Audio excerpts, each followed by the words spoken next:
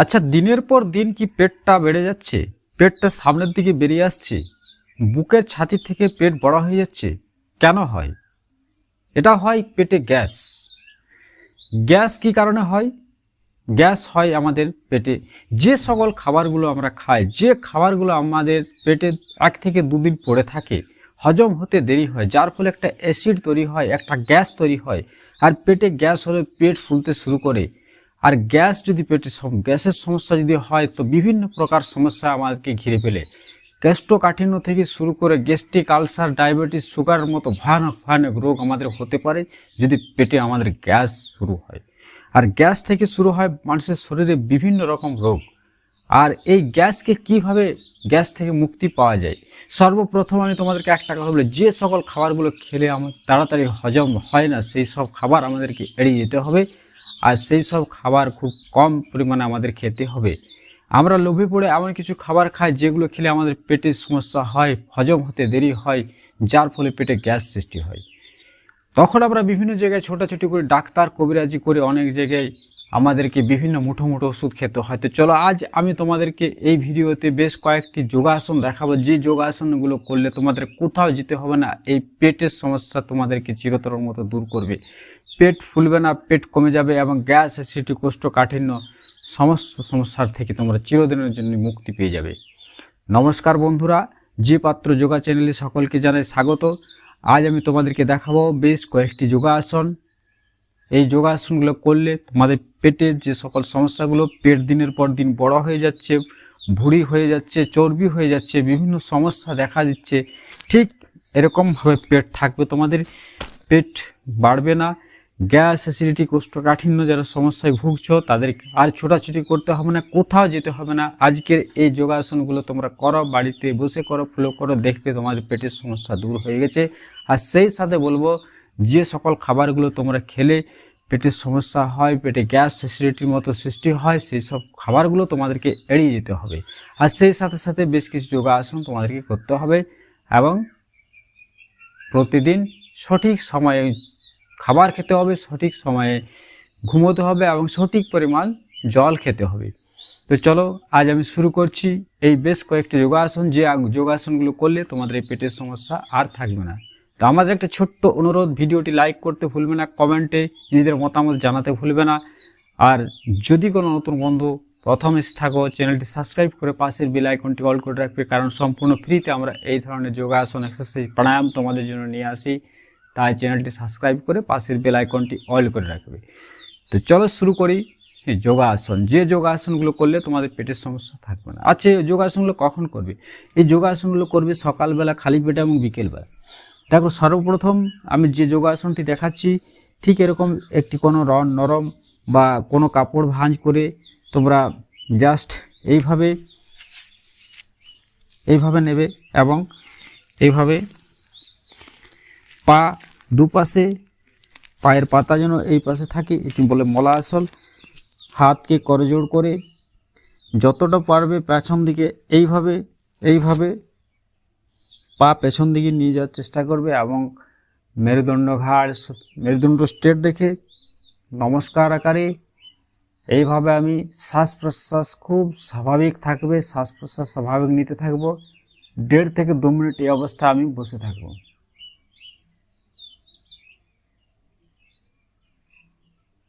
এই আসনটি 1 থেকে 1.5 মিনিট সকালবেলা ঘুম থেকে উঠে যদি করা হয় তাহলে আমাদের যে গ্যাস, ঊর্ধ্বমুখী গ্যাস সবসময় উপরের দিকে যায়, যে গ্যাস, যে মল, সেই গ্যাস মলদার হয়ে পায়খানাদারে চলে আসবে, সেই পায়খানা মলদারের কাছে চলে আসবে এবং পায়খানাতে আমাদের সমস্যা হবে না, কোষ্ঠকাঠিন্য হবে না।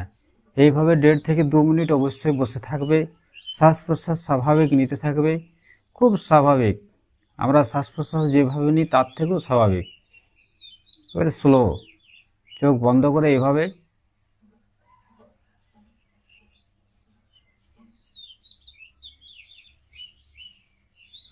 ব্যাস 1 থেকে 1.5 মিনিট বসে থাকার পর এরপর হাত, পায়ের পাতা এদিকে আছে, হাত আমি এইদিকে রাখবো, এইদিকে না, এইভাবে রেখে এখানে যদি সম্ভব হয় তোমরা পায়ের পাতা ধরে নেবে এইভাবে। এরপর কি করব, শ্বাস নিতে নিতে, নাক দিয়ে শ্বাস নিতে নিতে আমি এইভাবে উঠবো। দেখো, জাস্ট এতখানি উঠবো, এর থেকে বেশি না। শ্বাস ছাড়তে ছাড়তে আবার চলে এলাম।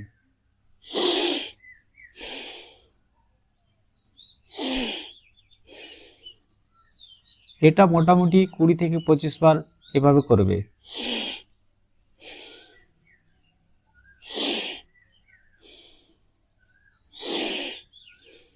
শ্বাস নিতে উঠছি, শ্বাস নিতে নিতে ছাড়ছি, শ্বাস ছাড়তে ছাড়তে নিচে আসছি।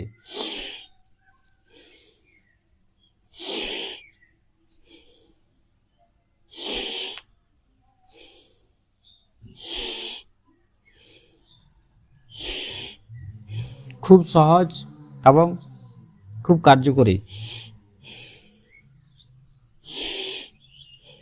এই আসনগুলো করার সাথে সাথে পেটে যদি গ্যাস বায়ু জমে থাকে, সেই গ্যাস বের হতে শুরু করবে। এই আসনের এতটাই ক্ষমতা, এই এক্সারসাইজগুলো এতটাই ক্ষমতা। এরপর আমি হর্স পজিশন বা ডগ পজিশন, ডগ পোজ বা হর্স পোজ।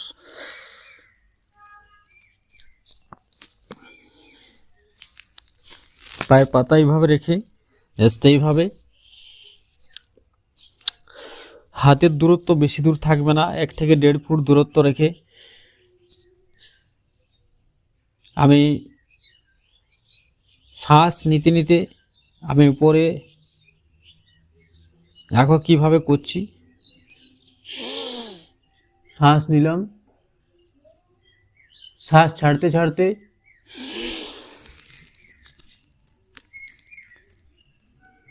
যতটা পারবো পেটকে খালি করার চেষ্টা করব।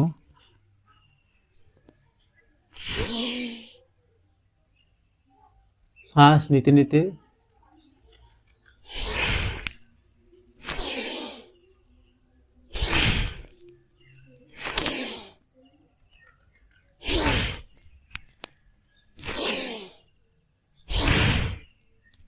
মনে রাখবে 20 থেকে 25 বার যত বেশি সম্ভব করা যায়।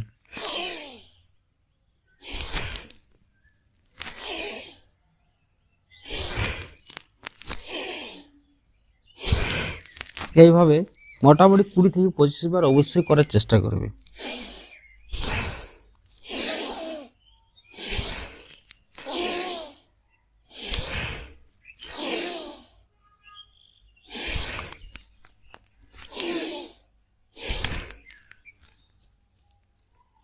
শ্বাস নিতে নিতে আমি উপরে উঠছি, শ্বাস ছাড়তে ছাড়তে আমি নিচে আসছি। মনে রাখবে যতটা সম্ভব পেট খালি করার চেষ্টা করবে। এরপর ধীরে ধীরে হাত, এই অবস্থায় আছি, হাত সামনে মাটিতে মাদুরে আমি হাত ছড়িয়ে দেব।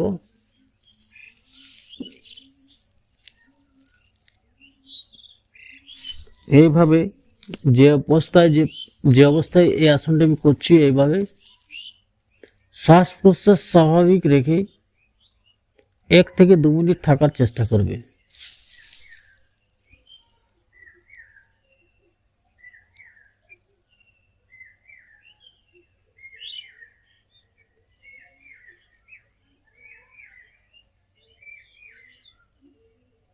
শ্বাস প্রশ্বাস স্বাভাবিক রেখে 1 থেকে 2 মিনিট থাকার চেষ্টা করবে। এরপর ধীরে ধীরে হাত, এভাবে হাত নিয়ে এসে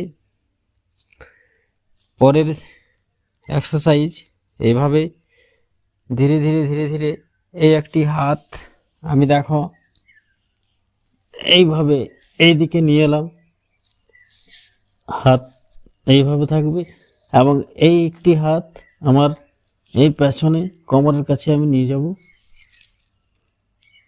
এই পজিশনে আমি থাকব 1 থেকে 1.5 মিনিট। শ্বাস প্রশ্বাস স্বাভাবিক থাকবে।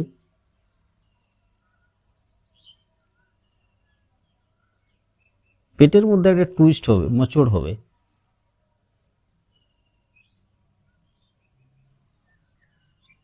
শ্বাস প্রশ্বাস একেবারে স্বাভাবিক চলতে থাকবে। অর্থাৎ নিতে থাকবো, ছাড়তে থাকবো, একেবারে স্বাভাবিক স্লো। এরপর এই হাতকে আগের অবস্থায় নিয়ে এলাম, এই হাত ধীরে ধীরে আগের অবস্থায় নিয়ে এলাম। এরপর এই হাত এ পাশে নিয়ে যাব, এই হাত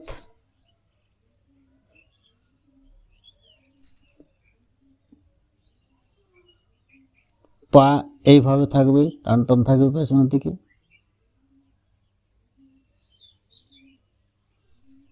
শ্বাস প্রশ্বাস একেবারে স্বাভাবিক থাকবে। পেটের মধ্যে একটা টুইস্ট বা মোচড় হবে।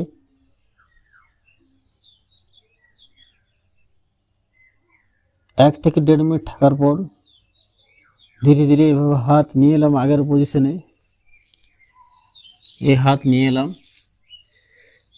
মনে রাখবে অল্টারনেট করে এক হাত দিয়ে 4 থেকে 5 বার করার চেষ্টা করবে, এবং খুব স্লোভাবে ধীরে ধীরে আমি যেভাবে দেখাচ্ছি ঠিক সেইভাবে তোমরা স্লোভাবে এক্সারসাইজগুলো করো, দেখো দ্রুত ফল পাবে।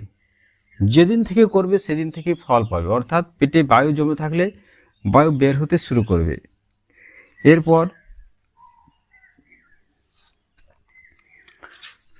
শীত হয়ে শুয়ে যাব।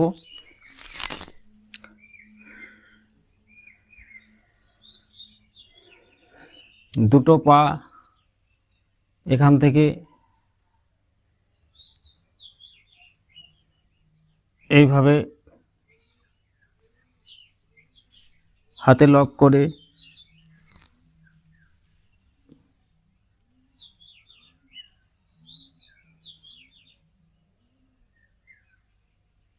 এইভাবে টেনে নিয়ে আসি। ধীরে ধীরে নাক আমি শ্বাস ছাড়তে ছাড়তে নাকের ডগা ঠেকাবো। শ্বাস বাইরে রাখা অবস্থায় 30 সেকেন্ড হোল্ড করব বা 15 সেকেন্ড।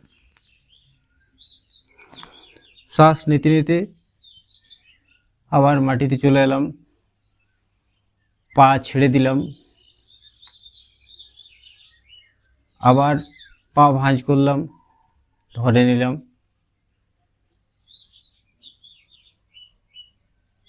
শ্বাস ছাড়তে ছাড়তে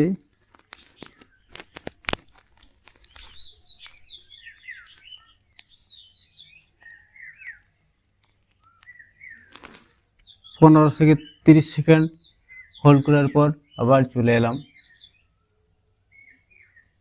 এইভাবে 3 থেকে 4 বার অবশ্যই করবে।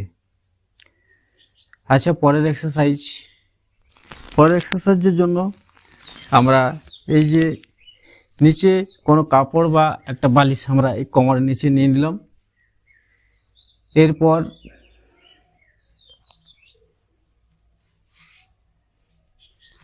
এই পা নমস্কার আকারে, হাত ওই মাথার কাছে রাখতে পারো বা এখানে রাখতে পারো। ধীরে ধীরে ধীরে ধীরে করে, যদি হাঁটুর ব্যথা থাকে ধীরে ধীরে করার চেষ্টা করবে। এই পা এইভাবে দেখো মাদুরে ঠেকার চেষ্টা করবে। যদি সম্ভব না হয় তো সেক্ষেত্রে তোমরা এইভাবে করতে পারো। এইভাবে এই অবস্থায় রেখে 1 থেকে 1.5 মিনিট বা 1 থেকে 2 মিনিট স্বাভাবিক শ্বাস প্রশ্বাস রেখে তবে মনে রাখবে ধীরে ধীরে করে হাঁটু এইভাবে পা নমস্কার আকারে রেখে পা জোড়া করে 2 হাঁটু মাদুরে ঠেকানোর চেষ্টা করবে, বা এইভাবে শ্বাস প্রশ্বাস স্বাভাবিক থাকবে।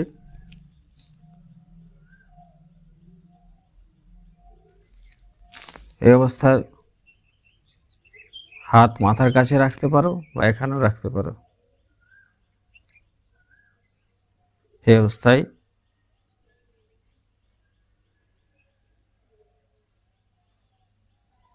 শ্বাস প্রশ্বাস স্বাভাবিক থাকবে।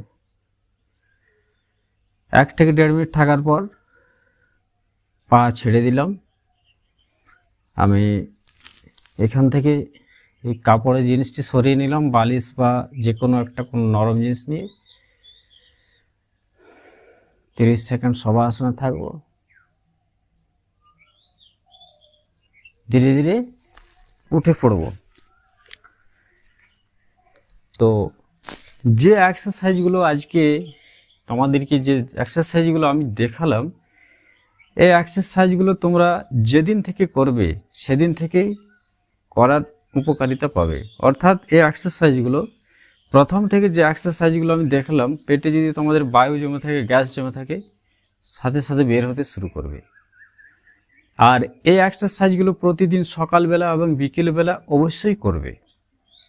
সেই সাথে বলবো যে পেটে আমাদের এই পেটকে আমরা ডাস্টবিন করব না। এই পেট আমাদের পেটেই সব কিছু, পেটের মধ্যে সমস্ত যন্ত্রাংশ পার্টসগুলো আমাদের আছে। তাই একটা কথা, যার পেট ভালো তার সব ভালো।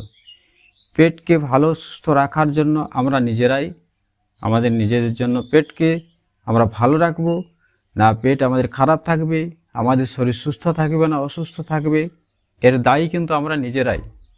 তাই শরীরকে সুস্থ সুন্দর সবল রাখতে হলে বেশ কিছু খাবার আমাদের এড়িয়ে চলতে হবে, বেশ কিছু ছোট্ট ছোট্ট টিপস আমাদের মেনে চলতে হবে, এবং সেই সাথে সাথে প্রতিদিন প্রতিনিয়ত যোগাসন, এক্সারসাইজ, প্রাণায়াম যদি সম্ভব হয় অবশ্যই করবে। কারণ শরীরকে সুন্দর এবং সুস্থ রাখতে হলে প্রাকৃতিক থেকে আর কোনো উপায় নেই। প্রাকৃতিকভাবে শরীরকে সুন্দর রাখতে হলে যোগ, ব্যায়াম, এক্সারসাইজ, প্রাণায়াম করতে হবে।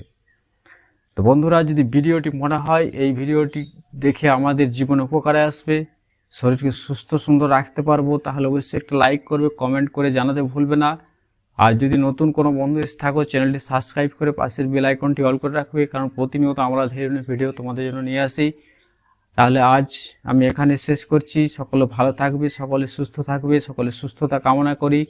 করযোগ, রহ নিরোগ। ধন্যবাদ।